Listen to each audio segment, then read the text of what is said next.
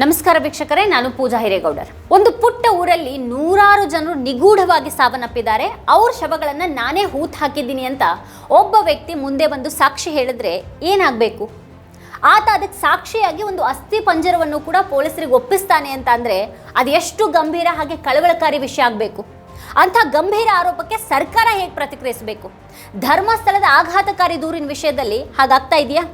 CM Siddaramaiah ಅವರು ಮತ್ತು ಗೃಹ ಸಚಿವ ಜಿ ಪರಮೇಶ್ವರ್ ಅವರು ಈ ಗಂಭೀರ ಆರೋಪಗಳ ಬಗ್ಗೆ ನೇರವಾಗಿ ಪ್ರತಿಕ್ರಿಯಿಸದೇ ಇರೋದಕ್ಕೆ ಏನು ಕಾರಣ ಇರಬಹುದು? ಎಫ್ಐಆರ್ ದಾಖಲಾದ ಒಂದು ವಾರದ ನಂತರ ಕೂಡ ಸಮಾಧಿ ಸ್ಥಳಗಳಲ್ಲಿ ತನಿಖೆಯನ್ನು ಶುರು ಮಾಡದೇ ಇರೋದು ಯಾಕೆ? ದೂರುದಾರನ ವಿಶ್ವಾಸಾರ್ಹತೆ ಪ್ರಶ್ನೆ ಮಾಡೋದು ಮುಖ್ಯನೋ ಅಥವಾ ಆರೋಪಗಳ ಬಗ್ಗೆ ನಿಷ್ಪಕ್ಷ ಸಮಗ್ರ ಹಾಗೆ ಶೀಘ್ರ ತನಿಖೆ ಮುಖ್ಯನೋ? ಧರ್ಮಸ್ಥಳದ ದೂರುದಾರ ನಿನ್ನೆ ನೀಡಿರುವಂತಹ ಪ್ರಕಟಣೆ ಹಾಗೆ ಕಳೆದ 5-6 ದಿನಗಳ ಬೆಳವಣಿಗೆಗಳ ಹಿನ್ನೆಲೆಯಲ್ಲಿ ಈ ಮಹತ್ವದ ಪ್ರಶ್ನೆಗಳ ಬಗ್ಗೆನೇ ಇವತ್ತಿನ ವಿಡಿಯೋದಲ್ಲಿ ನಾವು ವಿವರವಾಗಿ ಹೇಳಿದ್ದೀವಿ. ಆ ಸಂಪೂರ್ಣ ವಿಡಿಯೋ ನಮ್ಮ ವಾರ್ತಾಭಾರತಿ ಚಾನಲ್ನಲ್ಲಿದೆ. ಕೊನೆವರೆಗೂ ಆ ವಿಡಿಯೋನ ನೋಡಿ. ಆ ವಿಡಿಯೋ ನಿಮ್ಗೆ ಇಷ್ಟ ಆದರೆ ಲೈಕ್ ಮಾಡಿ, ಹಾಗೆ ಕಮೆಂಟ್ ಮಾಡಿ. ಆ ವಿಡಿಯೋದ ಲಿಂಕನ್ನು ನಿಮ್ಮೆಲ್ಲ ಬಂಧು ಮಿತ್ರರಿಗೆ ವಾಟ್ಸಪ್ ಮಾಡಿ. ಹಾಗೆ ನಮ್ಮ ಚಾನಲನ್ನು ಸಬ್ಸ್ಕ್ರೈಬ್ ಮಾಡೋದು ಮಾತ್ರ ಯಾವುದೇ ಕಾರಣಕ್ಕೂ ಮರಿಬೇಡಿ. Thank you.